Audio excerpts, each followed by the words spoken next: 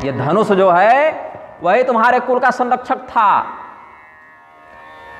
और हम जो हैं तुम्हारे कुल को छोड़ दिए थे। क्यों? ये धनुष तुम्हारे यहाँ है तो तुम हमारे गुरु शिव जी के भक्त हो ऐसा समझ के, और तू अपने ही कुल की रक्षा करने वाले धनुष को तोड़वाने वाले से अपने पुत्री का विवाह करना चाहता है। जनक, तुम्हारा संहार कर दूंगा। कहूँ जड़ जनक धनुष के ही तोड़ा। बता तो इस धनुष को किसने तोड़ा, जल्दी बताओ। ये हमारे गुरु जी का धनुष है, इतना दिव्य है, किसने तोड़ा ये बताओ। भयाक्रांतो नोत्तरयति स्म विदेहराज तदा वक्रा भूपा मनसि जहृषुः। अब राजा जनक डर गए कि किसका नाम लगा दें। सत्य तो है कि राम जी ने तोड़ा है, और अगर कह दें तो परशुराम जी का पूरा क्रोध सीधे राम जी के ऊपर आ जावे। तो राजा जनक डर गए, कांपने लगे, कुछ बोल ही नहीं पा रहे, कैसे बोल दें। और जो दुष्ट राजा थे बड़े प्रसन्न हुए कि जय हो गुरुदेव, जो काम हम लोग करना चाहते थे वो काम आज गुरु जी कर दे रहे हैं। परशुराम जी के क्रोध से पहली बार राजाओं को हर्ष हुआ है। तो बेगी दिखाबू मूढ़ नत आजू उलटऊ महि जही लग तब राजू अति डर उतर देत नृप नाही कुटिल भूप हर से मन माही। जितने दुष्ट राजा थे वो तो हर्षित हो गए। राजा जनक डर के मारे कांपने लगे, क्या करें, परशुराम जी से कैसे लड़ पाएंगे। भाई परशुराम जी हैं।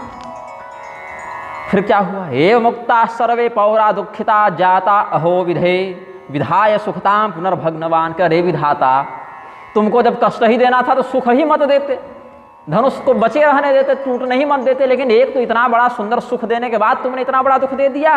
सोच ही सकल त्रास उर भारी। सबसे अधिक दुख हुआ सीता जी की माता जी को। ये विधाता ने क्या हम लोग के प्रारब्ध में लिखा है, विधि सवारी सब बात बिगाड़ी। विधाता ने सारी बात को संवारने के बाद बिगाड़ दिया। सीता जी ने पूछा सब लोग डर क्यों रहे हैं, और ये जो ऋषि जी आए हैं इतने, अब सीता जी कितनी 6 वर्ष की तो सीता जी हैं, षड्वर्षांच वो मैथिली। हालांकि सीता जी जगदम्बा हैं, लेकिन व्यवहार तो सामान्य बच्ची के समान कर रही हैं कि माता जी ये कौन है, आप इतना रो क्यों रही हैं। ये सारे राजा लोग इनको देख के चुप हो गए अचानक, कभी सारा झगड़ा करने के लिए तैयार थे।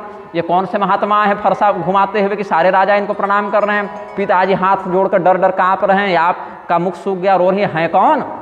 बोले जानती नहीं, ये परशुराम जी हैं। बोले वही परशुराम जी जिन्होंने 21 बार क्षत्रियों का संहार किया। बोले बिल्कुल वही हैं। तो क्या चाहते हैं।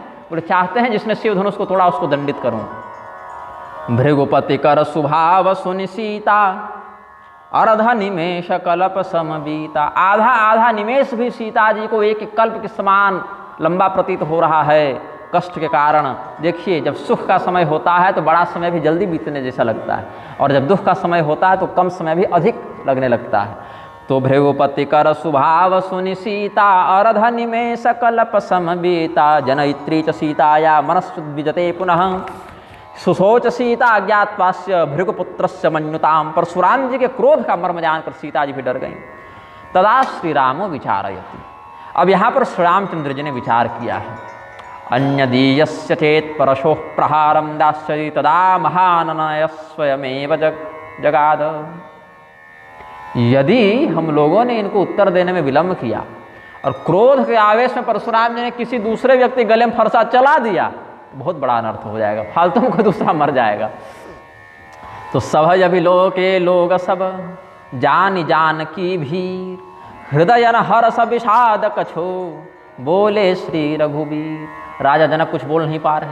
विश्वामित्र जी भले रिश्ते में बड़े लगते हैं, लेकिन आज परशुराम जी के सामने वो भी कुछ बोलने की स्थिति में नहीं हैं। तो भगवान सोचे कि भाई हम किए हैं तो हम ही बोलते हैं। तो भगवान श्रीमन्नारायण विराजी भगवान बोलते हैं, नाथ शंभुधनु सोजरायुष खंडनम तु भवदंघ्रि सेवकः।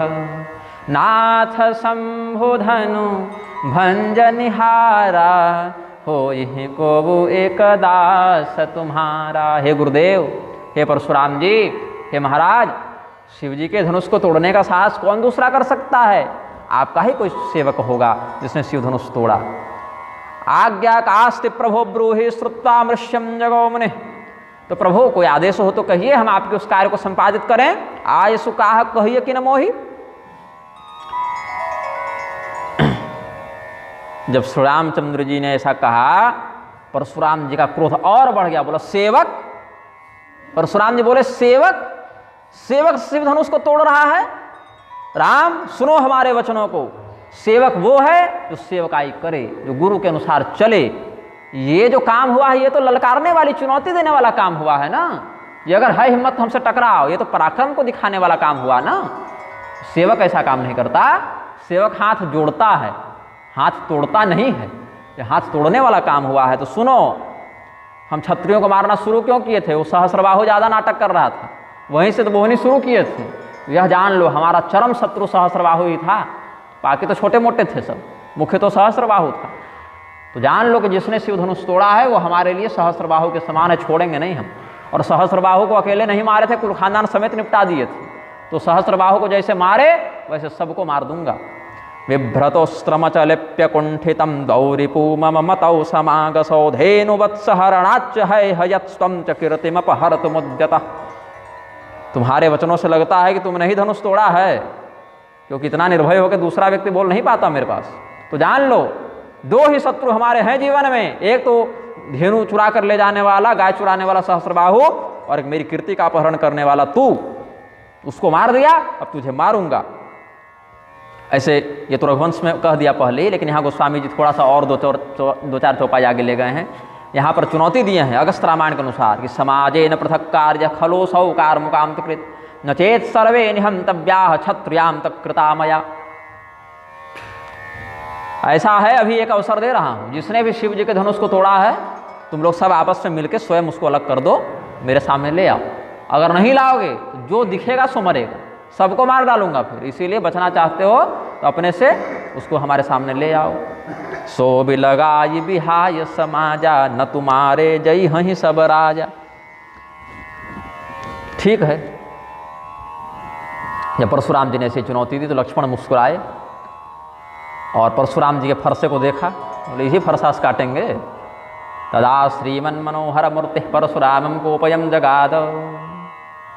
कह जगाद, लक्ष्मणो जगाद। लक्ष्मण जी अभी तक चुप थे, मुस्कुरा रहे थे।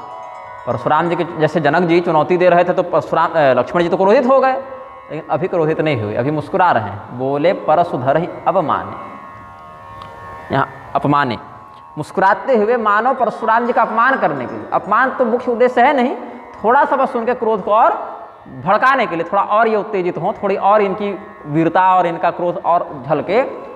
भिन्नान्यने का निधनुन शिवाले, अनर्घ राघव काव्य में कहते हैं, भिन्नान्यने का निधनुन शिवाल्ये न चेदृशः कर्हि कृतो विमन्युः न वेद्यमस्मिन् बहुहेतुताते कस्मात् प्रजाता भृगुवंशवर्य। हे भृगुवंशवर, हे परशुराम जी महाराज, अरे हमने तो बचपन में बहुत धनुष तोड़े और कभी आपने ऐसा क्रोध तो नहीं किया। बहुधनु ही तोरी लरिकाई कबहु न असरि सकीन ही गोसाई।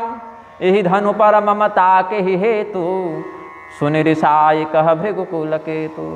आनंदायक प्रसंग सुने तो आ गए अपने। बचपन में तो हमने बहुत धनुष तोड़े। तो बचपन में कब धनुष तोड़े? लौकिक दृष्टि से खिलवाड़ में माता पिता क्षत्रिय राजकुमार है तो धनुष बांध देंगे। आजकल भी बच्चे अपने से एक बांस में रस्सी बांध लेते हैं, हम लोग भी बहुत खेले हैं ऐसे कर। हमारे यहाँ तो धनुर्वेद की परंपरा ही थी पिताजी की कृपा से। हमारे पिताजी, बता दूं स्वामी जी, में अभ्यस्त धनुर्धर हैं, मतलब स्वयं से वास्तविक धनुष बाण का निर्माण करके और संचालन में दक्ष हैं हमारे पिताजी। अब मैं थोड़ा दुबला पतला हो गया तो वो धनुष संचालन उतना नहीं कर पाता। पिताजी बिल्कुल, और अब दादाजी, ये सब हमारे बिल्कुल प्रवीण धनुर्धर हुए हैं। हमारे घर में अभी भी प्राचीन ये सब पड़े हुए हैं धनुष इत्यादि। तो हम लोग भी बचपन में छोटे मोटे धनुष बना कर तोड़ते रहते थे। तो लक्ष्मण जी बोले हम तो और भी राजकुमार हैं, धनुर्वेद सीखने में तो बहुत से धनुष तोड़े, खिलवाड़ में भी तोड़े। तो आप तो उस समय हमारे घर ये पूछने नहीं आए कि काहे धनुष तोड़ दिया। इस वाले धनुष में ऐसी कौन सी करामाती थी बात, वो भी ये धनुष तो कोई प्रयोग में भी नहीं था। आपके आश्रम से भी चुरा कर हम नहीं लाए हैं कि आप कह दीजिए कि हमारा धनुष मेरे आश्रम से लाकर तोड़ दिया। इसमें एक और संकेत है। परशुराम जी ने जब क्षत्रियों का विनाश करना प्रारंभ किया तो उनके धनुष को जमा कर करके ले आते थे अपने यहाँ। एक क्या कहते हैं उसको, विजय का प्रतीक समझ के। पहले के क्रूर राजा लोग क्या करते थे, मार के दांत तोड़ के डाल देते थे उसको फ्रेम में। किसी का कपाल काट कर ले आते थे, कितने राजाओं का मुकुट हम ले आए, कपाल ले आए। परशुराम जी क्रूरता से तो नहीं, धर्म रक्षण के लिए ऐसा करते थे, लेकिन धनुषों को जमा कर लेते थे। उन धनुषों को एकत्र हुआ जानकर पृथ्वी देवी को बड़ा कष्ट हुआ, भार से व्यथित हो गई वो। तो शेषनाग के पास गई कि कुछ कीजिए। शेषनाग आए बालक बन के और पृथ्वी देवी आई माता बन के। ये कथा जानते हैं कि नहीं? तो माता जी मेरी बचपन में ये कथा सुनाई थी, जिनको मेरी नानी जी ने सुनाया था। तो परशुराम जी के आश्रम में आए कौन कौन? पृथ्वी देवी और उनका बच्चा बन के शेषनाग, और बोले कि गुरुदेव हम लोग अनाथ हैं, कहीं कोई ठिकाना नहीं, तो आपके आश्रम में कहीं रह जावे, कुछ सेवा कर देवें, बर्तन धो दें, झाड़ू लगा दें, फूल फुलवार देख लें, रहने के लिए स्थान दे दीजिए। तो गुरु जी बोले कि ठीक है, रह जाओ, क्या दिक्कत है। तो बोले गुरु जी लेकिन एक बात है, ये बच्चा है, 5-6 साल का बालक है, बड़ा ये उपद्रव करता है, बहुत ये तोड़ फोड़ करता है, थोड़ा इसके अपराध को क्षमा कर दीजिएगा, बच्चा है ना, बड़ा होकर सुधर जाएगा। परशुराम जी बोले हाँ हाँ कोई बात नहीं, बच्चा है तो क्या, अब बच्चा नहीं खिलवाड़ करेगा, बच्चा नहीं तोड़ फोड़ करेगा तो कौन करेगा। परशुराम जी भी वरद दे दिए, और वरद दे के पीछे हट नहीं सकते हैं।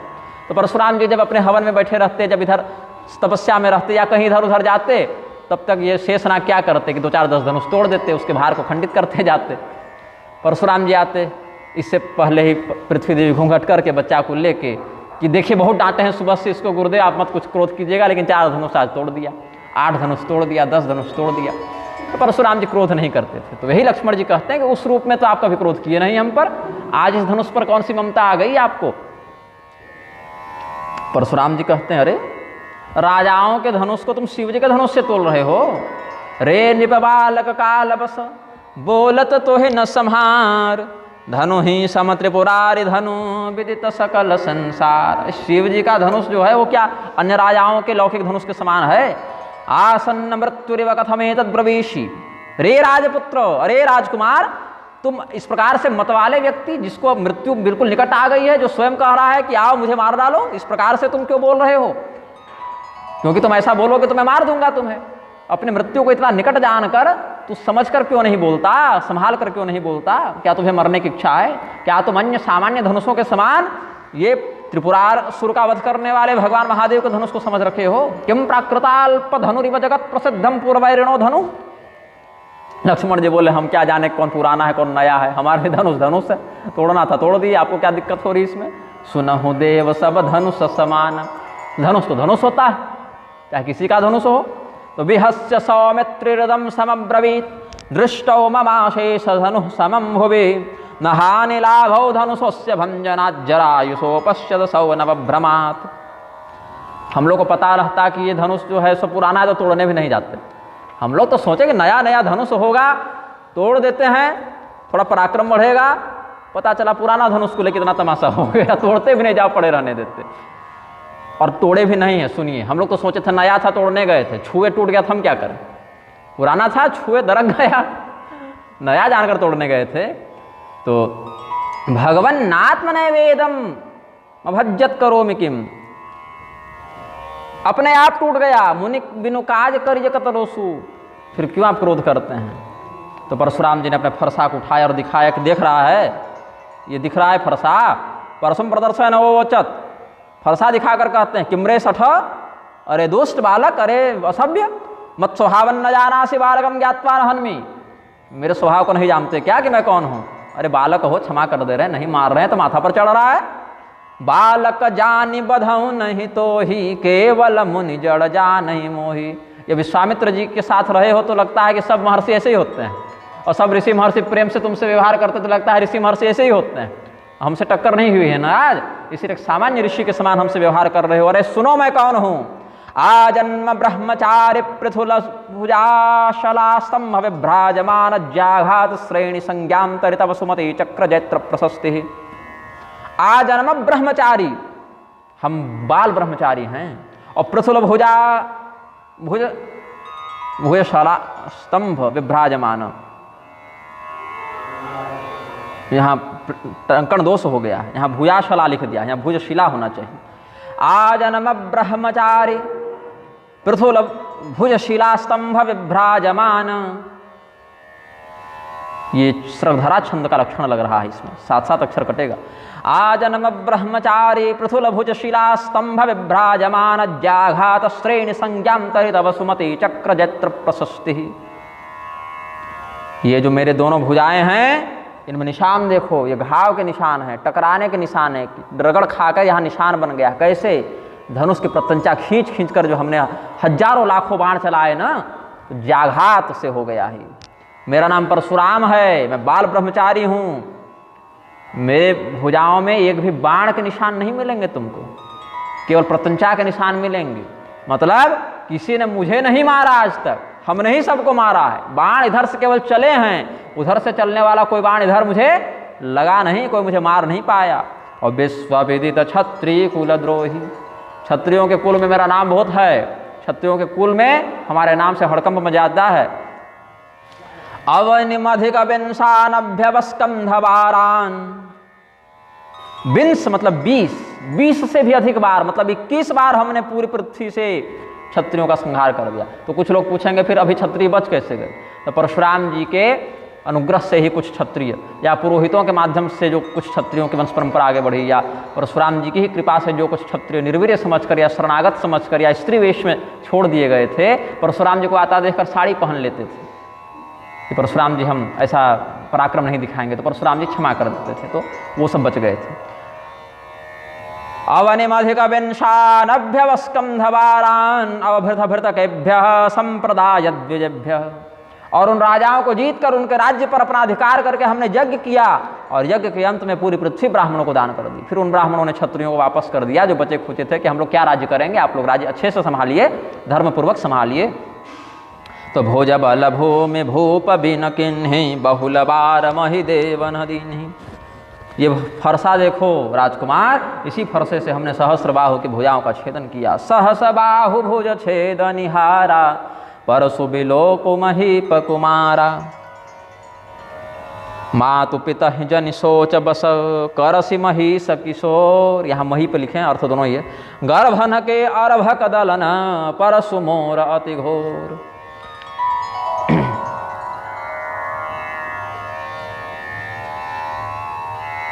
एक नहीं, दो नहीं, तीन नहीं, 12 प्रकार के आदित्य होते हैं। 12 सूर्य का प्रकाश केवल हमारे इस फरसा में है, यही जान लो। इतना प्रचंड इसका तेज, एक सूर्य नहीं सह पाता व्यक्ति, 12 सूर्यों के समान तेजस्विता इस फरसा में है। तुम अपने माता पिता को पुत्र शोक क्यों देना चाहते हो? बताओ, अभी तुमको मार देंगे तो घर में रोना धोना मच जाएगा। तुम्हारे माता पिता कितना रुदन करेंगे, तो चुप रहो, क्यों मुझे उत्तेजित करते हो? आश्चर्यम कार्तवीर्यार्जुन भुज विपिन छेद लीला विदग्धः केयूरग्रंथिरत्नोत्करकषणरणत्कार घोरः कुठारः तेजोभिक्षत्र गोत्र प्रलय समुदित द्वादशार्कानुकारः किं न प्राप्त स्मृतिं ते स्मर दहन धनुर्भंग परयुत्सुकस्य। भगवान कामदेव का दहन करने वाले देवाधिदेव महादेव के धनुष को तोड़ने के समय क्या तुम लोगों को हमारे इस फरसे की याद नहीं आई? परशुराम जी के फरसे को बार बार चमकता देखकर लक्ष्मण जी मुस्कुरा कहते हैं स्मयमानस्तमवाच हो मुने। मुस्कुरा करके मुनि जी, ऋषि जी, तुम आत्मानं महाभटम मन्यमानो सकृत कुठारम दर्शयित्वा फूत्कारेण शिलोच्चय मुड्डयितुमिच्छसीव। बार बार जो आप फरसा चमका रहे हैं मेरे सामने, तो ऐसा हमको लग रहा है कि बार बार आप फूकेंगे तो पहाड़ उड़ जाएगा, ऐसा आपको भ्रम हो गया है। फूक मारने से पहाड़ नहीं उड़ता है गुरुदेव, तो फरसा चमका दीजिएगा तो हम मर जाएंगे। बिहसी लखन बोले मृदुबानी अहो मुनि समहाभटमानी पुने पुने मोहि दिखाव कुठारू चहत उड़ावन फूकी पहारू यहाँ कुम्हड़ बतिया को नाही जे तरजनी देखी मर जाही। कुम्हड़ बतिया जो कोहड़े का छोटा सा फल होता है, उसमें तर्जनी दिखाने से वह गलने लग जाता है। तो हम कोहड़े का कली नहीं है कि आप ऐसे दिखा दीजिएगा तो हम गल जाएंगे, और हम क्या यहाँ कोई ऐसा नहीं है, छोड़िए जाइए, हमारी बात छोड़िए। तो वो तो ठीक है, आपके पास फरसा हमने देखा, धनुष इत्यादि देखा, बाण देखा, तो लगा कि आप भी कोई पराक्रमी हैं, तो थोड़ा हम भी कुछ कह दिए। और जनेऊ देखा आपको तो लगा ब्राह्मण हैं आप, तो गुरु जी समझकर हमने कुछ सम्मान भी किया।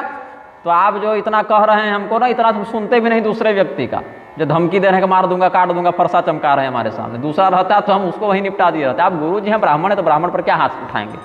क्यों?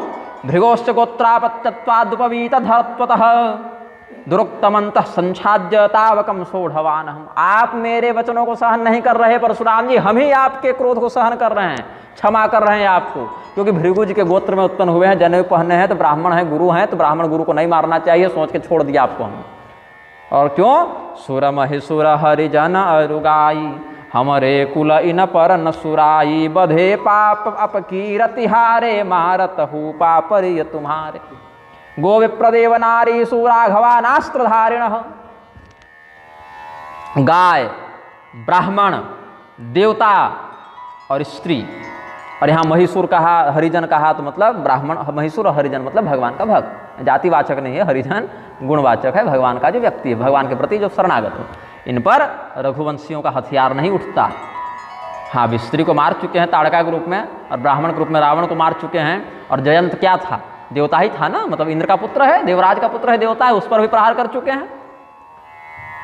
तो आवश्यकता पड़ने पर मार भी सकते हैं, लेकिन वो बिल्कुल एकदम अनुशासन हो जाए तब, एकदम राक्षस हो जाए तब। लेकिन आप वैसे नहीं हैं, इसीलिए आपको हम नहीं मार रहे हैं। आप कितना भी हमको डांटिए फटकारिए, लेकिन गुरु मान के हम आपको प्रणाम ही करेंगे। तो इसीलिए ये मत ज़्यादा यहाँ धौंस दिखाइए कि हम मार देंगे, काट देंगे, चुप हो जाओ। धमकी देके चुप नहीं करा सकते आप। बताइए, हथियार रखने की क्या जरूरत है आपको? ये धनुष, तीर, तलवार, फरसा लेके क्यों घूम रहे हैं? जब वाणी में इतनी कठोरता है आपकी, तो बोल के मार दीजिए आप। तो हथियार ढोने की क्या आवश्यकता है? कोटि कुलिस सम बचन तुम्हारा, वृथा धरहु धनुबान कुठारा। बेकार में न फरसा ढोते चल रहे हैं गुरु जी। वाणी में इतनी कठोरता आपकी है, इतना कड़ा बोल दे रहे हैं, वाणी से बोल बोल के सबको मार दीजिए। अमीशाम हरनात् पापमय स्यात् पराजयात् हिंसतोपि पदौते वै प्रणम्यो मम सादरम। देखिए, यदि हम आपसे युद्ध करते हैं और आपको मार देते हैं तो ब्रह्म हत्या हमको लग जाएगी, और यदि हम आपसे हार जाते हैं तो रघुवंशी होकर हार गया तो अपकीर्ति लगेगी। इसीलिए हम लड़ाई नहीं चाहते आपसे।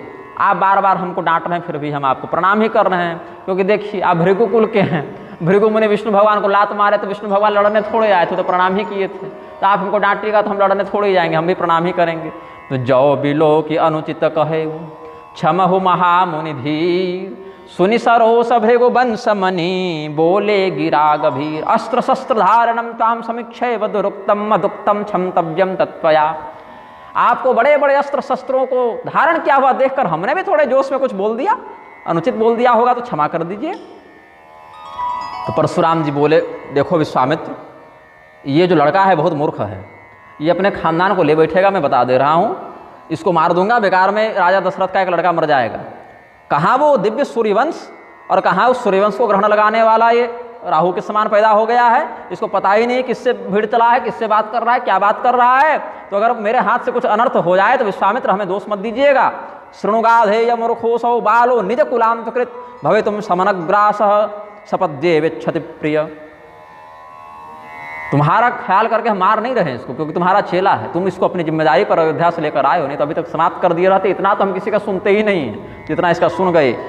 तो उद्धिर शुश्चेदिमं तरहि मत प्रतापादि कथयित्वा रुंधि।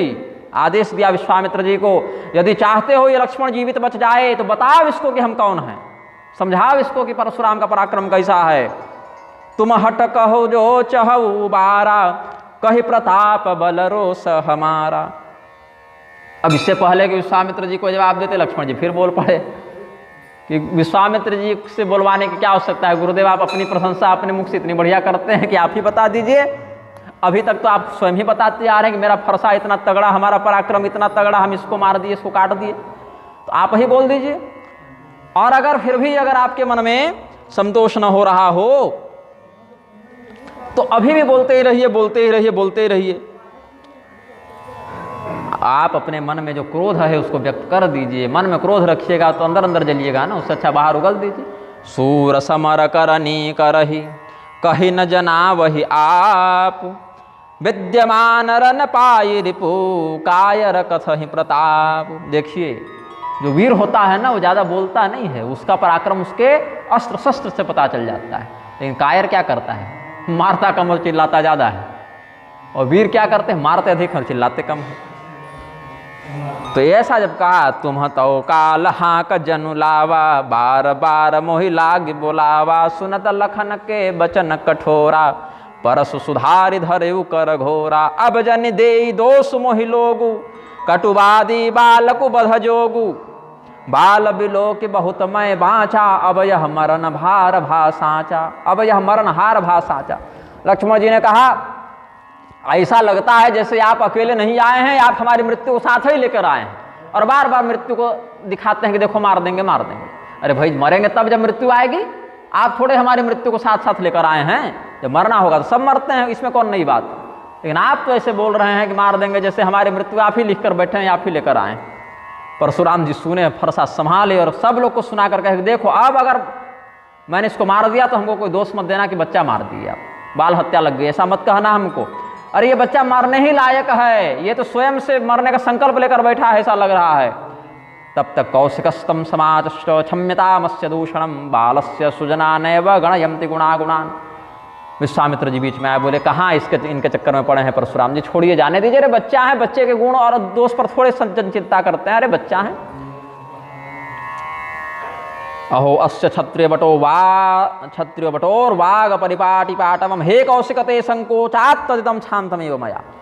परशुराम जी कहते हैं कि देखो विश्वामित्र जी आप बीच में बोल गए इसीलिए हम छोड़ दिए, नहीं तभी तो समाप्त ही कर देते इसको हम।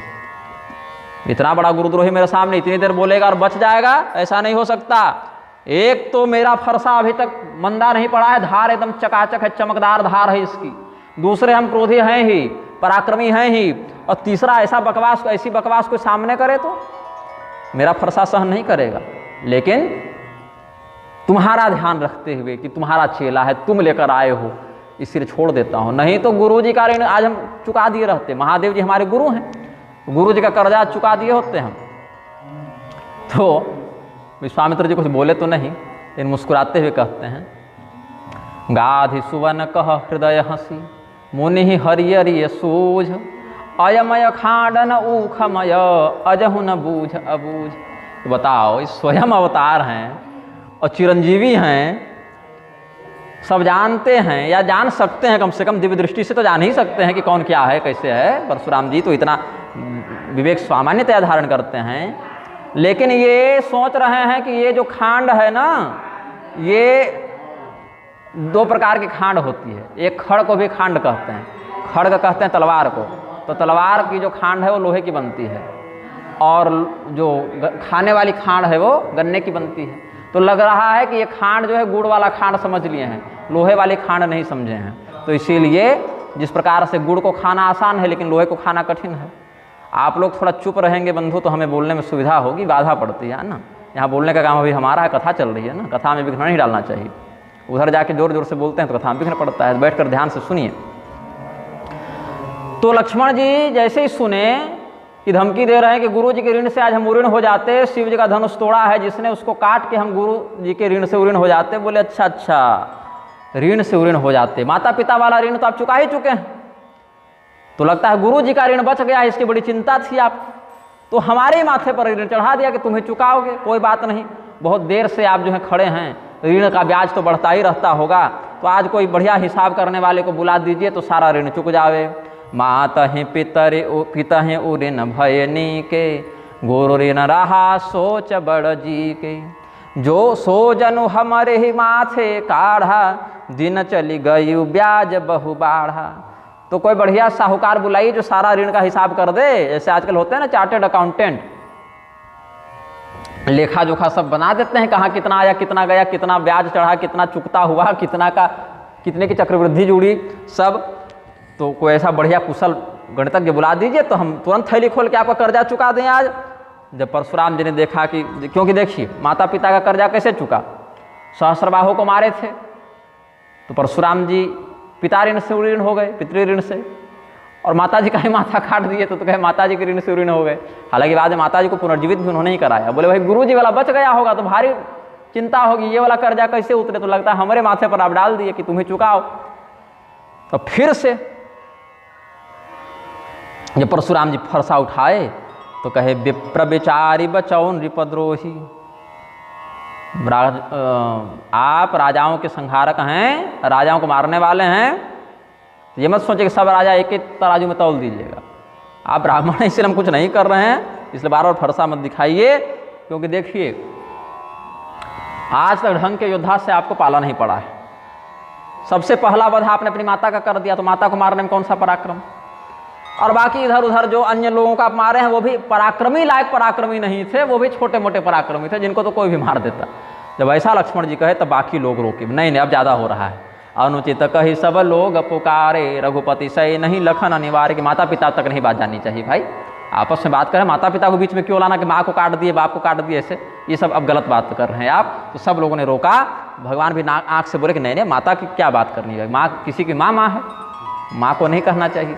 तो सरस वचन ही है कोपाग्निम शमयन परशुरामम रामो भिदधौ। लखन उरत आहुति सरिस भृगुवर कोप कृशान, बढ़त देख जल सम बचन बोले रघुकुल भान। परशुराम जी का क्रोध जो है वो अग्नि के समान है।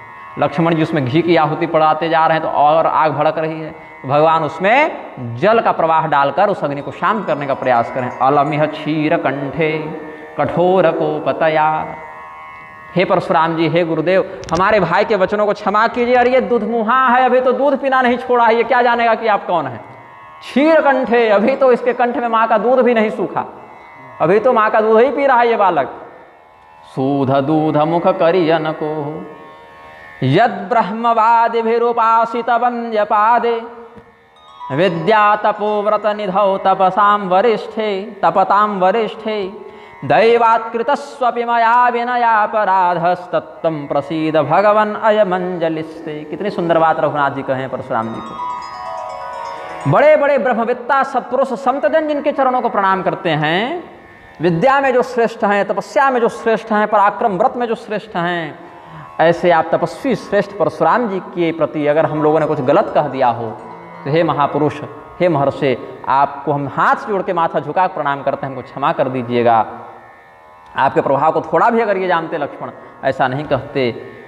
जौ लरिका कछु अनुचित करहि, गुरु पितु मातु मोद मन भरहि, करय कृपा शिशु सेवक जानी, तुम समधि शील धीर मुनि ज्ञानी। तच्चापलंग परशुरामक्षमस्व दृभस्य दुर्विश्लसितानि मुदे गुरुणाम। बच्चा अगर कभी कुछ धमकी भी दे देता है तो गुरु और माता पिता आनंदित ही होते हैं। अच्छा, मुझे इस बात से घटना याद आ गई। बचपन में मैं 4 वर्ष का रहा होऊंगा, 4-5 वर्ष, तो कभी कुछ बदमाशी किए होंगे तो पिताजी कहे हमको कि ज़्यादा बदमाशी करोगे तो हॉस्टल में जाकर डाल देंगे, कि दूर भेज देंगे तुमको। तो हमको हॉस्टल का मतलब समझ में नहीं आया, हमको लगा होगा कोई गड्ढा जेल जैसा कुछ। तो हम कहे आप हमको हॉस्टल में डाल दीजिएगा तो हम आपको कुआं में डाल देंगे। तो हालांकि ऐसा नहीं कहना था, लेकिन क्योंकि हमारी अवस्था 4-5 वर्ष की थी तो पिताजी हंसने लग गए, क्योंकि बच्चे का ऐसा क्रोध जो है या ऐसी अभद्रता जो है वो बाल लीला में ही गिनी जाती है। लेकिन वो भी एक अवस्था तक ही ना, बाद में अनुशासनहीनता हो जाए तो मार भी पड़ती है। तो बोले गुरुदेव ये मारने लायक बालक नहीं है, ये तो इसकी बाल लीला को देखकर आनंदित होने वाला यह वय है, वाली वय है इसकी। तो जब राम जी ने बड़े प्रेम से ऐसा कहा तो कुछ उनका क्रोध शांत हुआ। अवाप शांतिम रघुनंदनोक्तितो रामानुजः किंचिद्वाच संस्मितम। जैसे ही भगवान ऐसी 2-4 पंक्तियों से परशुराम जी के क्रोध को शांत किए हैं, वैसे फिर रामानुज जो है लक्ष्मण जी, राम जी के अनुज छोटे भाई, फिर कुछ ऐसा बोल दिए कि परशुराम जी का फिर क्रोध उतना, फिर टेम्परेचर बढ़ गया, उतना वोल्टेज आ गया। तो कहते हैं और हंसने लगे कह के, तो हंसत देख नख सिख ऋषव्यापी राम तोर भ्राता बड़ पापी। जब लक्ष्मण जी कुछ चिढ़ाकर हंसे तो कहे कि राम तुम तो बड़े अच्छे हो, लेकिन तेरा भाई बड़ा दुष्ट है, बड़ा पापी हो गया, पता नहीं कैसे हो गया। गौर शरीर श्याम मन माही, कालकूट मुख पय मुख नाही। तुम इसको दुधमुहा मत समझो, तुम्हारा भाई बहुत दुष्ट है, ये कालकूट इसके कंठ में है, जब बोलता है जहर उगलता है, जब बोलता है जहर उगलता है, जब मुंह खोलता है तो कुछ कठोर बोलता है। केवल दिखने में गोरा है, अंदर से बहुत काला है तुम्हारा भाई। स्वभावतो वक्रोसौ पुरो जन्मानत्वान्न समदधाति। तुम्हारे लक्षण से इसका लक्षण नहीं मिलता है, लगता है बहुत पिछले जन्म का टेढ़ा है ये, मतलब ये इस जन्म का टेढ़ा नहीं है, इसका टेढ़ापन तो पिछले जन्म से इसके साथ जुड़ा हुआ है। तो लखन कहे वहाँ शिशु नफु मुनि, क्रोध पाप करमूल, जेहि बस जन अनुचित करहि, चरहि विश्व प्रतिकूल। क्रोध से क्या होता है? विष्णु पुराण में क्रोध की निंदा करते हुए क्या कहे? यशस्तपसश्चैव क्रोधो नाशकरः परः, स्वर्गापवर्गव्या स्वर्गापवर्ग व्यारोध कारणम परमर्षय। यहाँ व्यासेध लिख दिया है लेखक ने, तो व्यासेध का अर्थ नहीं व्यारोध होना चाहिए। तेन ही विरमत्वेत क्षमासारा हि साधवः, तेन ही विरमत्वेत क्षमासारा हि साधवः, वर्जयन्ति सदा क्रोधम तातमा तद्वशो भव। विष्णु पुराण इत्यादि में भी बहुत से ऐसे प्रसंग हैं कि पराशर जी क्रोधित होकर और सारे राक्षसों को मार दूंगा ऐसा करने लगे। तब वशिष्ठ जी ने, पुलस्त्य जी ने आकर समझाया ध्रुव जी जब यक्षों का संहार करने लगे तब स्वयंभू मनु और कुबेर जी सब आकर समझाए, मतलब क्रोध नहीं करना चाहिए, इसके विषय में समझाए हैं। यही प्रकरण बहुत जगहों पर मिलता है। यश और तपस्या का नाश करने वाला क्रोध है, स्वर्ग और मोक्ष में प्रतिबंध करने वाला क्रोध है। इसीलिए मुनि लोग क्या करते हैं, क्रोध को अपने वश में करते हैं, स्वयं क्रोध के वश में नहीं हो जाते। क्योंकि क्रोध के वश में होने वाला व्यक्ति यशस्वी भी हो, तपस्वी भी हो, तो उसके यश और तपस्या का नाश होने लग जाता है। अपने शिष्य पर कृपा करने के लिए गुरु जी कभी क्रोध कर दें, माता पिता पुत्र पर कृपा करने के लिए क्रोध कर दें, तो भी क्रोध को अपने वश में करके क्रोध करते हैं। जैसे डॉक्टर जब ऑपरेशन करता है तो चाकू को अपने वश में करके ऑपरेशन करता है, कितना काटना है, कैसे काटना है, कहीं भी चला देगा तो फिर वो दिक्कत हो जाएगी ना। तो गुरु और माता पिता जब क्रोध भी करते हैं तो क्रोध के अधीन होकर क्रोध करें तो दिक्कत है। क्रोध को अपने अधीन में करके क्रोध करना है कि कितना किस पर क्रोध करना है और किस उद्देश्य से करना है। तो इसीलिए जब लक्ष्मण जी कहे क्रोध की बात तो आगे प्रसंग है, मैं तुम्हार अनुचर मुनिराया, परिहरि कोप करई अबदाया, टूट चाप नहीं जुरी रिसाने, बैठिए हो ही पाय पिराने। कि अब देखिए हमने तो बता दिया क्रोध नहीं करना चाहिए, ठीक बोले ना गुरु जी, तो ऐसा है ना, क्रोध मत कीजिए, ज़्यादा क्रोध करने से धनुष जुट तो जाएगा नहीं, और खड़े हैं बहुत देरी से तो पैर भी दर्द दे रहा होगा, तो आप बैठ जाइए क्योंकि धनुष तो जुड़ने से रहा। और अगर फिर भी आपको धनुष को जोड़ने का ही मन है तो कारीगर बुला के जुड़वा देते हैं, वेल्डिंग बनवा देते हैं, अब क्या कर सकते हैं इसमें। अगर कोई जोड़ने वाला कुशल कारीगर होगा आपकी नज़र में तो दीजिए उसका संदर्भ, यहाँ भाई अमुक कारीगर धनुष जोड़ने में बड़ा निपुण है, तो प्रयास करें कुछ बुलाकर। भगनम शरासरम कोपान्न संश्लिष्यन् महामुने, समधेयं कारुणाकेन स्नेहाधिक्यं भवेद्यदा। क्या कहते हैं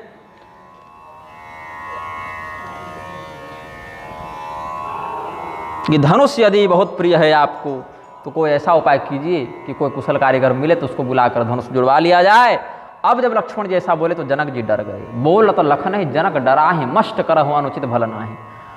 क्या कि लक्ष्मण जी सबसे पहले जनक को ही टारगेट में लिए थे और लक्ष्मण जी के वचनों से कैसा अनुभव होता है जनक जी अच्छे से जानते हैं। तो लक्ष्मण जी की ओर जाकर जनक जी धीरे से कहे, चुप हो जाइए ना, जब बोलना है तो उचित बोलिए और नहीं अनुचित ही बोलना है तो कम से कम चुप रहिए, क्या जरूरत है माहौल बिगाड़ने की, बताइए।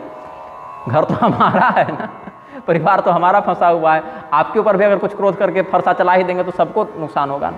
तो सर्वे पौराह परस्परम गदंती लक्ष्मणोति चपलः, सब नगरवासी यही कहने लगे कि छोट कुमार खोट बड़ भारी। छोटा वाला राजकुमार बहुत बोलता है, किसी के सामने कुछ भी बोल देता है, परशुराम जी को 10 मिनट से परेशान किया हुआ है। तो सधार्ष्टम परुषम वचो मुहुश्रणवतो जामदग्न्यस्य गात्रम महाक्रोधोद्भवेनो पतिष्म वत्स वरामभद्रते कनीयस्त्वान्न चास्यासून हरामि भृगुपति सुनि सुनि निर्भयबानी त्रिशतन जरई होई बलहानि बोले राम ही देई निहोरा बचौ बिचारी बंधु लघु तोरा मनु मलिन तनु सुंदर कैसे बिसरस भरा कनक घटु जैसे। ये तुम्हारा भाई बड़ा सुंदर है, लेकिन सुंदर तो सोने का घड़ा भी होता है, लेकिन जहर भर दें तब वही हाल तुम्हारे भाई का है। एकदम सुंदर कनक गौरव प्रभ तुम्हारा यह अनुज जो है वो अंदर में इतना जहर रखा हुआ है, इतना विष भर के रखा है कि जब तक बोलता नहीं तब तक पता नहीं चलता, और जब बोलता है तो इसका वो जहर बाहर निकलता रहता है। फिर भी छोड़ देते हैं राम, तुम्हारा भाई है ना और तुम बड़े विनम्र हो, तो तुम्हारा ख्याल करके हम छोड़ देते हैं। लक्ष्मण जी बोले ख्याल करके छोड़ क्यों रहे हैं। कभी कहते हैं विश्वामित्र तुम्हारा चेला है, देखो तुम्हारे कारण छोड़ दे रहे हैं। फिर कहते हैं राम देखो तुम्हारा भाई है, तुम्हारे कारण छोड़ दे रहे हैं। भाई हम थोड़े कह रहे हैं कि हमको छोड़ो। तो इससे पहले कि लक्ष्मण जी फिर कुछ बोले तुरंत राम जी हाथ जोड़े, हाँ गुरुदेव बहुत कृपा की, आप क्षमा कर दे रहे हैं। सुनहु नाथ तुम सहज सुजाना। गुरुदेव आप तो ऐसे ही ज्ञानी हैं, ऐसे ही विवेकी हैं, धैर्यवान हैं, तो बालक बचन करिए नहीं काना। बालक के वचनों पर कान मत दीजिए, ध्यान मत दीजिए। प्रणतो राम भद्रश्च जगाद जमदग्निजम बालोक्तिम श्रद्धधीरन्नो प्रज्ञावंतो भवादृशः। महावीर चरित में कहते हैं कि आपके जैसे ज्ञानी बुद्धिमान धैर्यवान पराक्रमी बच्चों की बात पर थोड़ी ध्यान देते हैं। महाराज मधुमक्खी और बालक का एक ही स्वभाव है, आएगा तो काटेगा। अब मधुमक्खी काट रही थी तो सज्जन उसके पीछे पीछे थोड़े भागता फिरता है, ऐसे बालक है, काट दिया। बर रही बालक एक स्वभाव इन्ह समत विदुष ही काऊ। और ऐसे भी देखा जाए तो लक्ष्मण की कोई गलती नहीं, गलती तो हमारी है गुरुदेव, हम आपके अपराधी हैं। ना समस्यापराध सापराधो अमित विद्धि, यही कह के राम जी गड़बड़ कर दिए। अभी तक तो लक्ष्मण जी से प्रेम से ही बात कर रहे थे परशुराम जी, लेकिन राम जी क्या कर दिए, लक्ष्मण जी को बचाने के चक्कर में कह दिए कि उसने तो आपका कोई अपराध भी नहीं किया है गुरुदेव, अपराध तो हमने नहीं किया है, अपराधी मैं नाथ तुम्हारा, इसीलिए आपको जो करना है, दया करनी है, क्रोध करना है, मारना है, बांधना है, जो करना है प्रभु हमारे ऊपर कीजिए, और हम कुछ नहीं कहेंगे। आप, मैं आपका सेवक हूँ, जो आपका आदेश हो वही हम करेंगे। तो जैसे आपका एक क्रोध शांत हो, जैसे आपके मन को शांति मिले गुरुदेव वही कीजिए। तो परस्वधेन न स्पृष्ट कंठ कोपेन किंतु में उपरामम कथम याया अमरशो सत्य पश्यति। क्या कहते हैं परशुराम जी, क्रोध शांत कैसे हो जाएगा बताओ? अभी देखो ना कैसे देख रहा है हमको, कैसे तिरछे करके देख रहा है और मुस्कुरा रहा है। अजहु अनुज तव चितव अनय से, किनारे करके देख रहा है और हो गया बस। तो जब तक ये फरसा ऐसे कंठ में नहीं लगेगा ना, तब तक हमारा क्रोध शांत नहीं होगा। तुम्हें पता है मेरे फरसे को मैं घुमाता हूँ, जैसे लाठी को घुमाएगा तो सट सट साए साए से हवा में ध्वनि आती है। उस ध्वनि को सुनकर, फरसे की ध्वनि को सुनकर राजाओं की पत्नियों के गर्भपात हो जाते थे डर के मारे। उस फरसे को घूमता हुआ देखकर ये कितनी निर्लज्जता और निर्भयता से हमारी ओर देख रहा है। तो पता नहीं आज हमारा फरसा चल क्यों नहीं रहा है इस पर। इतना हम सुने कब किसका जी, इतना तो आज तक किसी का नहीं सुने। इतनी देर में तो हम कितनी अक्षौहिणी सेना संहार कर देते थे, लेकिन पता नहीं आज लगता है हमारा प्रारब्ध हमारे विरुद्ध हो गया है। फरसा हाथ में है लेकिन चल नहीं पा रहा है। भजऊ बाम विधि फिरे सुभाहु मोरे हृदय कृपा कसकाऊ। ऐसा तो कभी हुआ नहीं कि भाग कुठार कुंठित तो निपघाती। ये हमारा कुठार इतने राजाओं को मारने के बाद आज कुंठित तो हो गया। अहो गरियान काल, मतलब समय बड़ा बलवान है कि मेरे सामने इतनी बकवास करने के बाद भी मैं फरसा नहीं चला पा रहा हूं। तो आज दैव दुख दुसह सहावा, सुनि सौमित्री भी हंसी सिर नावा। आज तो हमारा प्रारब्ध ही हमको ये कष्ट दे रहा है कि इसकी बकवास सुननी पड़ रही है और मार भी नहीं पा रहे। तो लक्ष्मण जी फिर हंसने लगे, बोले हाँ अब न ठीक बोले गुरुदेव। क्या कहते हैं कि गुरुदेव जब आप कितना सुंदर भी बोले कि हाँ विधाता आपके अनुकूल नहीं है, आपकी किस्मत भी खराब चल रही है इसलिए फरसा नहीं चला पा रहे। देखिए अभी कितना प्रेम से आप पछताते ही बोल रहे हैं, तो कितना बढ़िया फूल झड़ रहा है आपके मुख से। तो कहते हैं मार देंगे काट देंगे। अभी ठीक ना बोले कि हाय विधाता मेरी किस्मत फूट गई, हम फरसा नहीं चला पा रहे हैं। तो लगा जैसे फूल बरसे आपके मुख से। तो कहते हैं लक्ष्मण जी कि बाऊ कृपा मूर्ति अनुकूला, बोलत बचन झरत जनु फूला, जौ पै कृपा जरहि मुनि गाता, क्रोध भये तनु राखु विधाता। बताइए कृपा करने पर जब आप इतना तमतमा रहे हैं कि मानो शरीर भस्म हो जाएगा, तो क्रोधित हो जाएंगे तब तो विधाते आपका शरीर बचावे। जब कृपा कर रहे मतलब ये मान लीजिए कि जिस व्यक्ति को पानी से नहाने पर फफोले पड़ जावे हैं, वो व्यक्ति आग से नहाएगा तो बचेगा। तो जब कृपा करके आप बोल रहे हैं तब इतना तमतमा रहे हैं, तो जब क्रोध करेंगे आप तो आपका शरीर तो अपने भस्म हो जाएगा क्रोध से। तो इसीलिए ऐसा कीजिए कि आप बोलिए ही मत, न कृपा पूर्वक कुछ बोलिए न क्रोध पूर्वक कुछ बोलिए। तो परशुराम जी जनक जी की ओर देखिए। अभी तक विश्वामित्र जी की पैरवी लगी, फिर राम जी की लगी, अब जनक जी की पैरवी लगी और कहे कि इसको तुरंत यहाँ से ले जाओ, नहीं तो फालतू में अभी लाश गिर जाएगी। जनक तुम यहाँ के राजा हो, तुम्हारे राज्य में ऐसा अनर्थ नहीं होना चाहिए। देखो ये हट करके आज जनकपुर की टिकट कटाने का तैयार है कि हमको यमलोक भेजो, ऐसा कह रहा है। तो बेग करहु किन्ह आँख न ओटा, देखत छोट खोट निपुढोटा। जनक इसको तुरंत यहाँ से दूर ले जाओ, नहीं तो मार दूंगा मैं। इसको हमारी आंखों से दूर करो, हमारी आंखों से ओझल करो। लक्ष्मण जी फिर बोले आँखिया बंद कर लीजिए ना, थोड़े दिखेंगे, आँख खोलेगा तो दिखेंगे ही। तो बिहसे लखन कहा मन माही, मुदे आँख कतौ को ही नाही। पहले तो परशुराम जी बोले पश्य पश्य जनकाष्टम हठादयम संयमनी गेहम कर्तुमिच्छति सपद्येन दूरे कुरु। इसको दूर ले जाओ, हमारे नजरों से दूर ले जाओ। लक्ष्मण जी कहे सम्मीलिते च नयने नहीं किंचिदस्ति। जब नेत्र बंद कर लेंगे तो कहीं कुछ नहीं होगा, तो आँखियाँ बंद करके बैठ जाइए। परशुराम तब राम प्रति बोले उर अति क्रोध, शंभु सरासन तोरि सठ, करसी हमार प्रबोध। कि अरे सठ, राम जी को सठ कहा परशुराम जी ने। अरे सठ, एक तो शिव जी का धनुष तुमने तोड़ा और तुम ही अपने भाई को बचाने बार बार आ जाते हो। हमको तो लगता है तुम लोग दोनों भाई की मिली भगत है। एक भाई मुझे क्रोध दिलाता है और जब मैं क्रोध करता हूं तो तुम हाथ जोड़ के सामने आ जाते हो। तुम्हारी बहकाने पर तुम्हारा भाई बहक रहा है।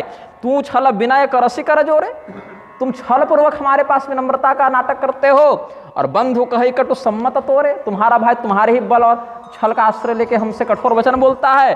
तो आज ऐसा करो, अपना नाम बदल दो तुम, क्योंकि नाम तो तुम्हारा राम है और बेकार में पड़ गया है। नाम तो हमारा राम है, मैं जमदग्नि पुत्र राम ही वास्तविक राम हूं। तुम मेरे नाम की नकल करना बंद करो और अगर चाहते हो कि तुम्हारा नाम राम रहे तो पहले अपने पराक्रम को सिद्ध करो कि तुम राम कहने योग्य हो। ये नाम ऐसे कोई नहीं रख सकता, बहुत वजन है इस नाम में, इसीलिए तुम इस नाम के योग्य हो कि नहीं आज ये सिद्ध करो, अन्यथा हम यही समझेंगे कि तुम दोनों भाई मिलकर हमको खिला रहे हो। तभी से एक हाथ जोड़ता है और एक आंख दिखाता है।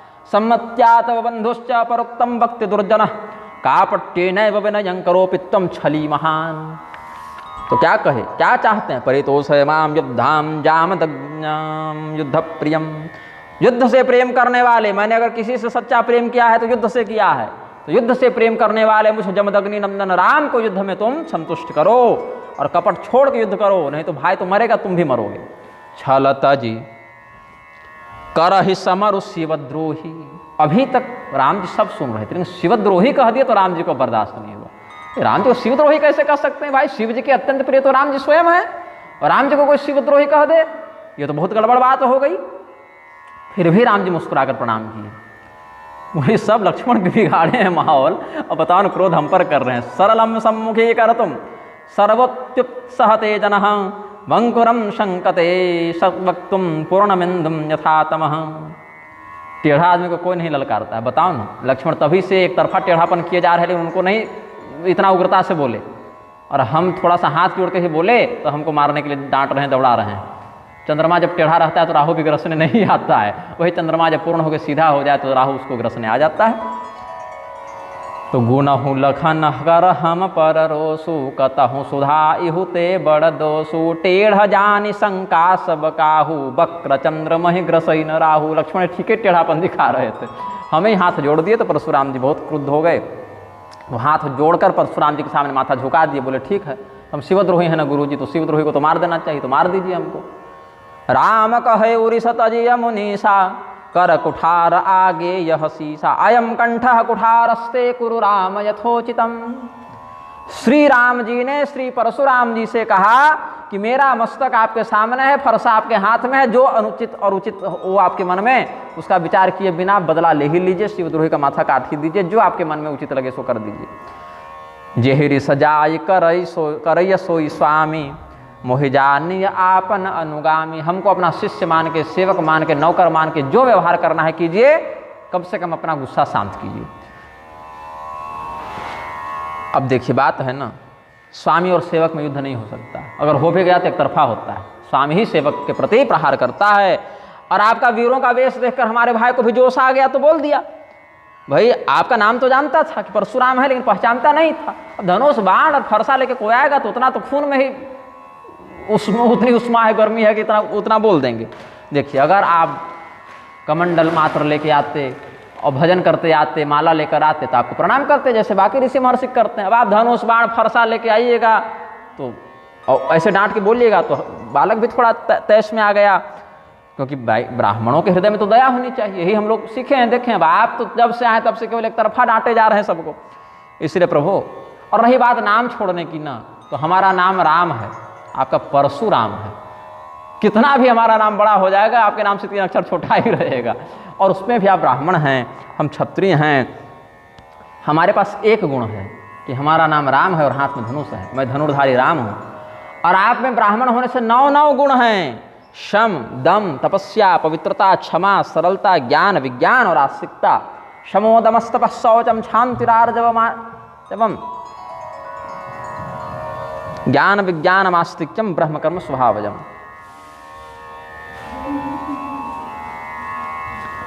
तो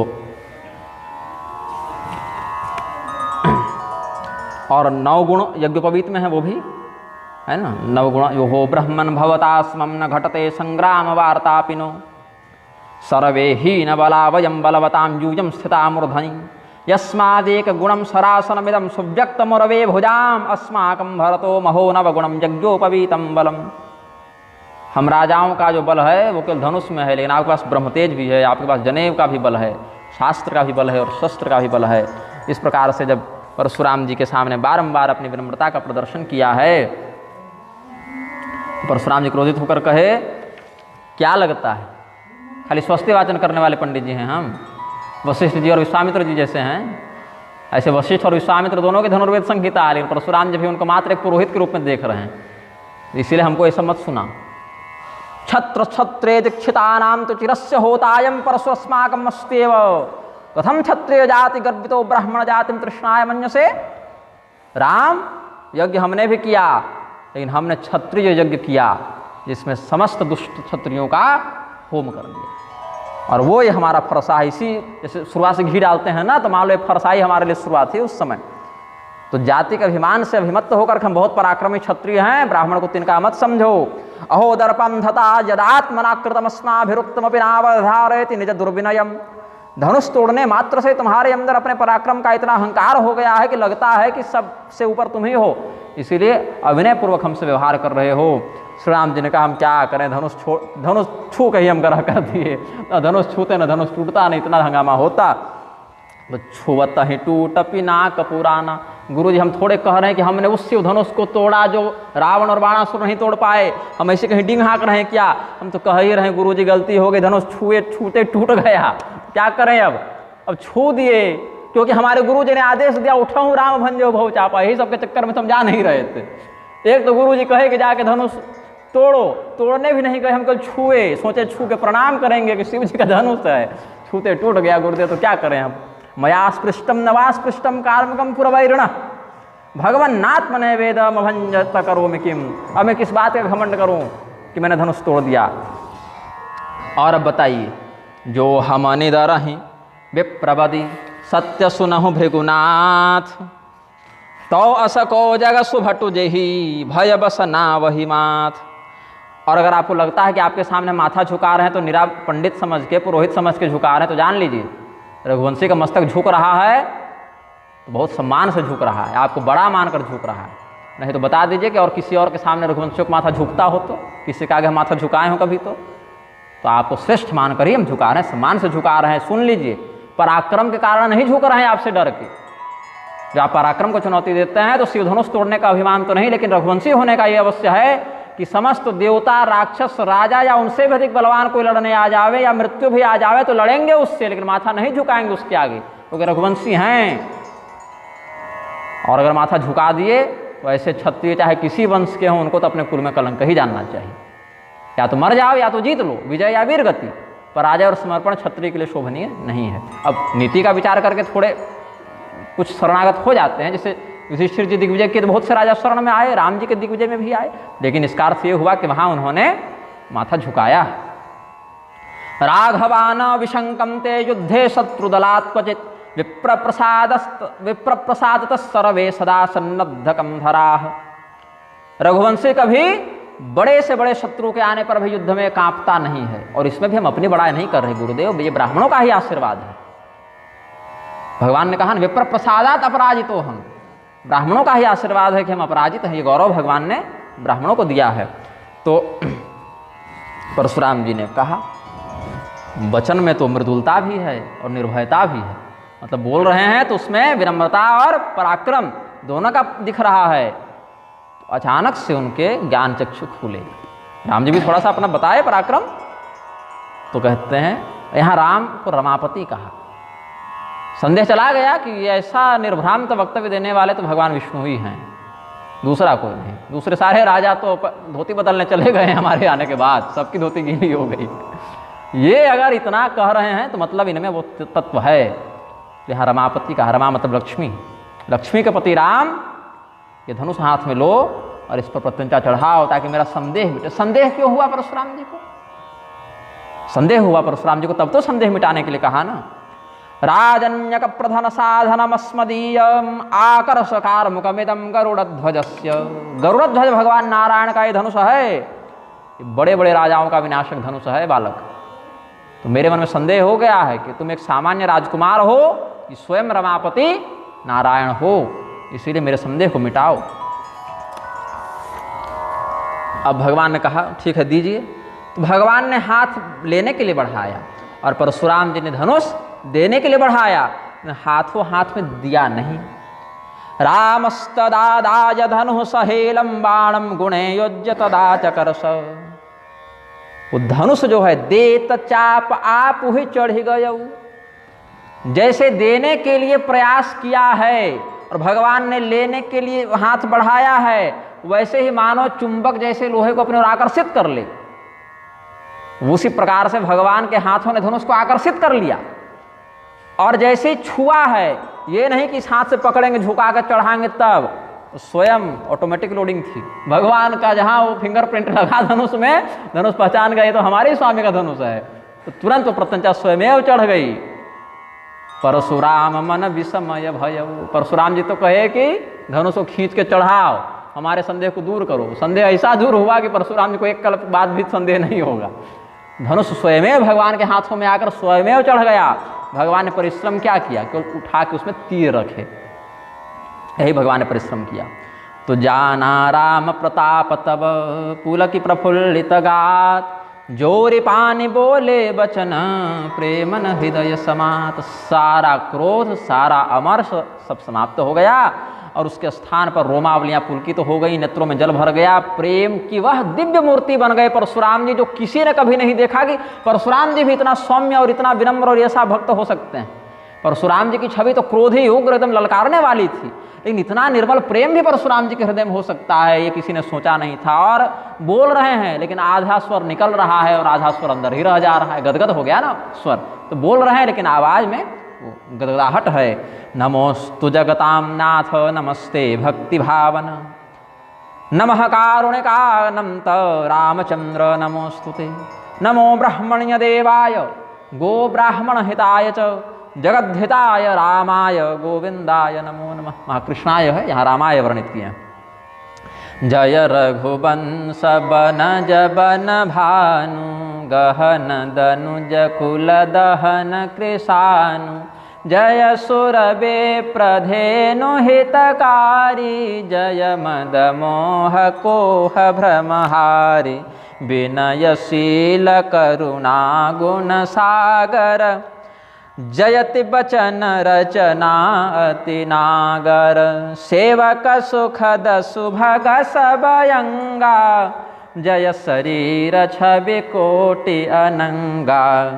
करहु काह मुख एक प्रशंसा, जय महेश मन मानस हंसा। कोटि कंदर पलावण्य प्रणतार्ति प्रणाशन, रामचंद्र महाभाग गुणांस्ते वक्तुमक्षमः। मेरे द्वारा जो भी अनुचित कह दिया गया होगा प्रभु उसको क्षमा करें। तो लक्ष्मण जी बोले और हम नहीं अब तो पहचान ही गए कि आप शेषनाग हैं, तो आपके प्रति भी हमने जो कुछ गलत कहा उसको भी आप क्षमा करें। क्षमहु क्षमा मंदिर दो भ्राता, दोनों भाई से क्षमा मांगे हैं। अब भगवान ने कहा कि अच्छा वो तो ठीक है, वो सब तुम समझ गए, ब्लूटूथ मैच हो गया है, लेकिन ये जो बाण है वो तो राम बाण हो गया, और राम बाण बिना अपना कार्य साधे वापस चला जाए फिर अपनी कंपनी भी खराब हो गई ना। तो इस राम बाण से क्या नष्ट करें अब ये बताइए। परशुराम जी इस बाण के लक्ष्य तो आप ही हैं, आप हैं चिरंजीवी, तो चिरंजीवी को भी नहीं मार सकते क्योंकि उनकी आयु निश्चित है ना, उससे पहले तो मरेंगे नहीं। दूसरे आप ब्राह्मण हैं, तो ब्राह्मण भी हमारे लिए अवध्य हैं, तो नहीं मार सकते आपको। तो आपकी संपदा का नाश करें।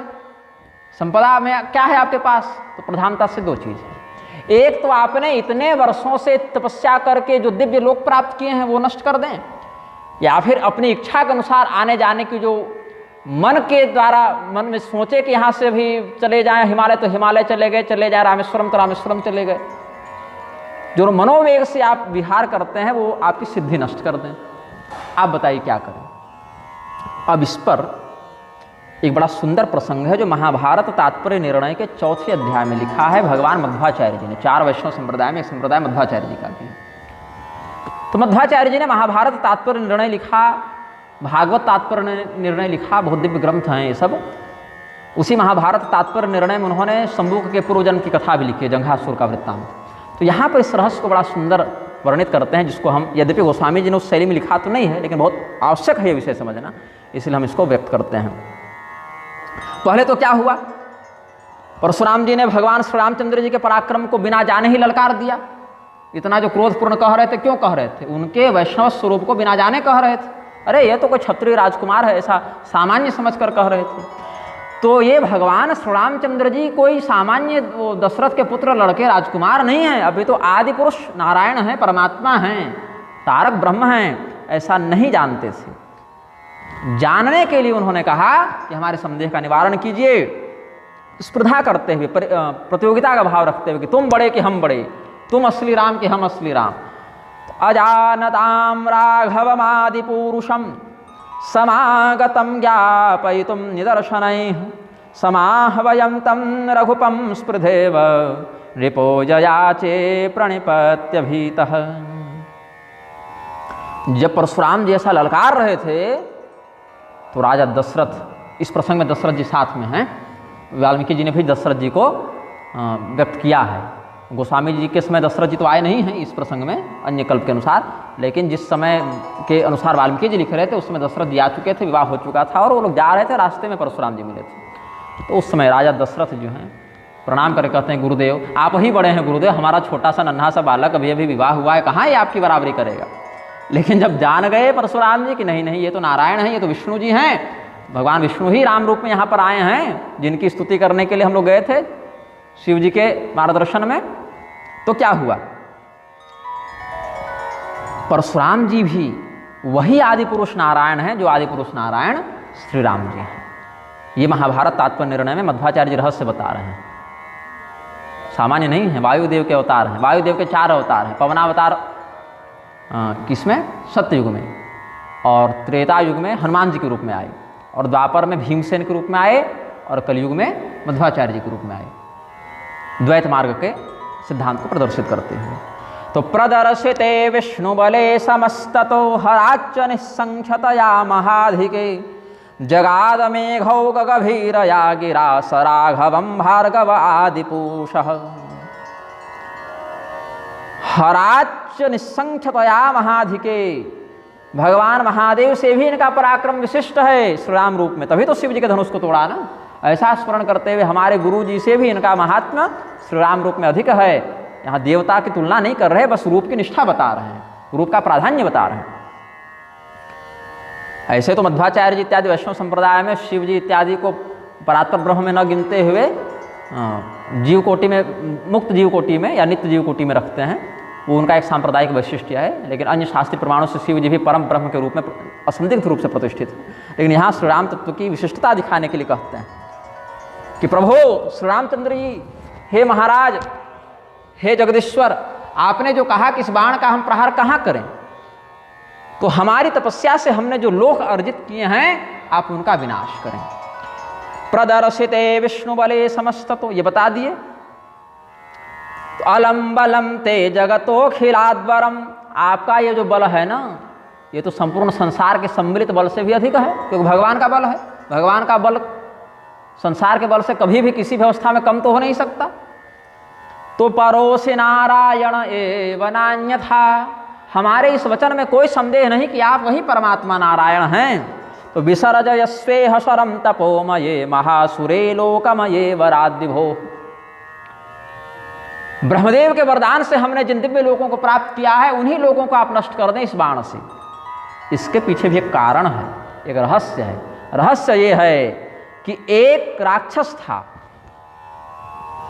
वो भी तपस्या करता था, उसका नाम था अतुलासुर। अतुल नाम का एक राक्षस था, वो ब्रह्मा जी की तपस्या करता था, और ब्रह्मा जी की तपस्या करके उसने वरदान प्राप्त किया। और ब्रह्मा जी ने क्या कहा, उसने क्या वरदान मांगा, जिस दिन भगवान विष्णु युद्ध में पराजित हो जाएंगे उसी दिन मेरी मृत्यु हो। अब बताइए भगवान विष्णु युद्ध में पराजित कैसे हो, वो तो अच्युत तत्व है ना, अपराजित तत्व हैं, तो ऐसी कुछ बात मांग लो वो घटना कभी घटित ही न हो।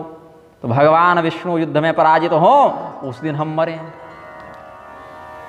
ब्रह्मा जी तथास्तु बोल के चले गए।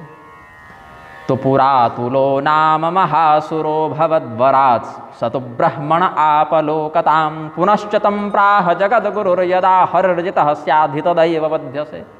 जब भगवान विष्णु को कोई पराजित कर दे तब तुम मरोगे। इसीलिए हे प्रभु, मैं परशुराम जो आज तक कभी नहीं हारा, वो परशुराम जिसको कोई पराजित नहीं कर पाया, प्रभु आज आपके सामने पराजित होने के लिए उपस्थित हुआ है, क्योंकि मैं भी तो विष्णु का अवतार हूँ। तो आज मैं पराजित होऊंगा तब तो वो मरेगा राक्षस। कितना रहस्य है इस कथा के पीछे, है ना। अतो वधार्थम जगदंतकस्य, जगत का विनाश करने के लिए तत्पर उस अतुलासुर को मारने के लिए आज मैंने पराजित होना स्वीकार किया है। सर्वाजितो हम जितवद व्यवस्थितः, यद्यपि मैं सबों को जीतने वाला परशुराम हूँ, मुझे कोई जीत नहीं पाया, लेकिन आज मैं आपके सामने हारने की मुद्रा में खड़ा हूँ। इति ऋते लोकमये स राघवो मुमोच बाणम जगदंतके सुरे। तो ये अतुलासुर समस्त लोगों को व्याप्त कर लेता था। ये कोरोना वायरस आके सबको ढक ले रहा था ना, वैसे ये जाके अंधेरा कायम रहे महामहिम कहता, पूरा लोक अंधेरे में व्याप्त कर लेता। तो ये लोक रूप में घूम रहा है ये अतुलासुर, मतलब इसका कोई अलग से शरीर नहीं है जिसको आप मार दें, ये लोक में ही पूरा व्याप्त है। जैसे सूर्य का प्रकाश लोक में व्याप्त हो जाता है, वैसे राक्षस अपने आसुरी तत्व से लोक में व्याप्त हो जाता। तो वही अभी हमारे दिव्य लोकों में व्याप्त हो गया। उन्हीं लोकों को नष्ट कर दीजिए, तो उनके नष्ट होने से वो राक्षस भी नष्ट हो जाएगा। तो इति ऋते लोकमये स राघवो मुमोच बाणम जगदंतके सुरे। जगत का विनाश करके उनको अपने प्रभाव में ग्रस्त करने वाले उस राक्षस को भगवान ने मारने के लिए वो बाण चलाया है। और फिर क्या हुआ? पुरावरो ने शिवोपलंभितो मुमुक्षया विष्णुतनु प्रवेशनम सतेन रामोदरगो बहिर्गतस्तदाज्ञयवाशु बभूव भस्मताम। इस राक्षस ने भगवान शिव की भी तपस्या की थी और शिव जी से इसने मोक्ष का वरदान मांगा। तो शिव जी कहे कि मोक्ष तो भगवान विष्णु से मांगो, मोक्ष में इच्छा जनार्दनाथ। तो इस राक्षस ने क्या किया? भगवान विष्णु के ही शरीर में प्रवेश करने का प्रयास किया। भगवान विष्णु के शरीर में तो प्रवेश कर नहीं सकता था, तो उन्हीं का आवेश जब परशुराम जी में हो रहा था, आवेशावतार है परशुराम जी, आवेश के साथ युक्त होकर परशुराम जी के शरीर में भी प्रवेश कर गया। इसीलिए कई बार परशुराम जी के स्वभाव में आसुरी क्रूरता का भी दर्शन हो जाता है ना, क्योंकि स्त्रियों का गर्भपात होने लगा उनके अट्टहास से, ये सब में कुछ दिव्यता की हानि लगती थी और आसुरी भाव का प्रदर्शन होने लग जाता था। तो इसी समय जैसे वो लोक नष्ट हुए, इसका सर्वर ही क्रैश कर दिया भगवान ने। तो ये क्या किया? परशुराम जी के शरीर से निकला फिर और ये भी भस्म हो गया। तो इति वरामाय स राघव शरम विकर्षमाणो विनिहत्य चासुरम। उस राक्षस को मारकर फिर भगवान ने क्या किया? तपस्तदीयम प्रवदन मोदत तदीयमेव ह्यभवत् समस्तम। कि आपका जो यह तपस्या युक्त दिव्य लोक है वो राक्षस के प्रभाव से मुक्त हुआ। राक्षस को मारकर हमने आपके पुण्य की रक्षा की है, संक्रमण का नाश किया है, आपका बल, आपकी तपस्या, आपका लोक सब सुरक्षित है, ऐसा कहे। तो मध्वाचार्य जी इसमें एक बड़ा सुंदर भाव व्यक्त करते हैं इस कथा को बताने के बाद। महाभारत तात्पर्य निर्णय के 4 अध्याय के 59वें श्लोक में मध्वाचार्य जी कहते हैं, निरंतरानंत विबोधसार सजान मानोखिल आदि पुरुषः जायमान वदन क्षणोतीव विनोदतो हरिः स एक एव द्वितनुर्मुमोद। डबल रोल वाली फिल्म देखे होंगे कभी, उसमें एक ही अभिनेता 2 अलग अलग रोल करता है। कई बार तो ऐसा पटकथा लेखक लिखते हैं कि एक माँ के 2 बच्चे थे, दोनों जुड़वे थे और एक पुलिस वाला बन गया, गुंडा बन गया, दोनों एक ही जैसे दिखते थे। ऐसा भी एक काल्पनिक लेखन कर देते हैं लेखक लोग, कहानी लिखने वाले। उसमें एक अच्छा निकल गया, एक बुरा निकल गया, मतलब एक नायक हो गया, एक खलनायक हो गया, या दोनों में से किसी प्रकार का युद्ध हुआ तो एक जीत गया, एक हार गया। लेकिन दोनों ही पात्रों का अभिनय करने वाला हीरो जो है, अभिनेता तो एक ही है, कैमरा बदल बदल के केवल करता रहता है। तो भगवान नारायण जब एक सामान्य सा अभिनेता ऐसा कौतुक करके मनोरंजन करता है तो पूरा विश्व ही जिनके रंगमंच के रूप में प्रस्तुत है, ऐसे भगवान कितनी सुंदर लीला करेंगे। तो एक रूप से बोलते हैं, एक रूप से सुनते हैं, एक रूप से जीतते हैं और एक रूप से हारते हैं। तो ऐसा लगा कि भगवान ने अपने मनोरंजन करने के लिए श्री राम और परशुराम का 2 रूप धारण कर रखा है, और एक से हाथ जोड़ रहे हैं, एक से डांट रहे हैं, एक रूप से विजयी हो रहे हैं, एक रूप से पराजित हो रहे हैं। तो ऐसा समझकर हरि वदन बोलते हुए और शृणोतीव विनोदतो हरि, विनोद करने के लिए, लीला के माधुर्य को बढ़ाने के लिए, और आपसी एक ही साथ 2 रूप बना के एक रूप से दूसरे रूप को हराकर अतुलासुर को मारने के लिए। कि भगवान विष्णु को तो कोई हराएगा नहीं, तो एक रूप से राम बन जाओ, दूसरे से परशुराम बन जाओ, राम रूप से परशुराम रूप को हरा दो। भगवान हार भी गए, भगवान अपराजित भी रहे, फंस गया बेचारा तुलासुर, उसको मार दिए भगवान। तो ये विनोद करने के लिए स एक एव द्वितनुर्ममोद, अपने प्रमोदन के लिए, प्रमुदित होने के लिए, भगवान प्रमोद के लिए ऐसी लीला करते हैं। तो बहुत सुंदर रहस्य मध्वाचार्य जी ने महाभारत तात्पर्य निर्णय में बताया है। अब अपभय कुटिलम ही पडराने, जहाँ तहाँ कायर गवही पराने। परशुराम जी को देखकर तो सब लोगों को ढाढ़स बंधने की स्थिति आई है। सब राजा सोचे कि ये तो राम लक्ष्मण को ऐसे ही मार देंगे, फिर जब राम और लक्ष्मण ही मर गए तो सीता जी का स्वयंवर फिर करना पड़ेगा, क्योंकि कन्यादान तो हुआ नहीं है। ये तो कन्यादान नहीं हुआ है ना, ये तो स्वयंवर की बात हुई, केवल एक औपचारिकता पूरी हुई। लेकिन परशुराम जी के ऊपर श्री रामचंद्र जी का प्रभाव जब देखा राजाओं ने, परशुराम जी इधर तपस्या करने के लिए निकले और अगले मिनट सब राजा अपने अपने राज्य को भागे। नौकरों कहा तुम लोग बाद में सामान बांध के आना, पहले हम लोग एक रथ में बैठकर निकले। तो दिवि तुंद भयो ने दुष्पुष्प वृष्टिस्तदा भवत्। आकाश में वाद्य यंत्र बजने लगे, देवता बड़ा सुंदर गान करने लगे, नृत्य होने लगा, फूल की बारिश होने लगी। दुर्भय संविघ्ना दुर्भूपा ये समागता।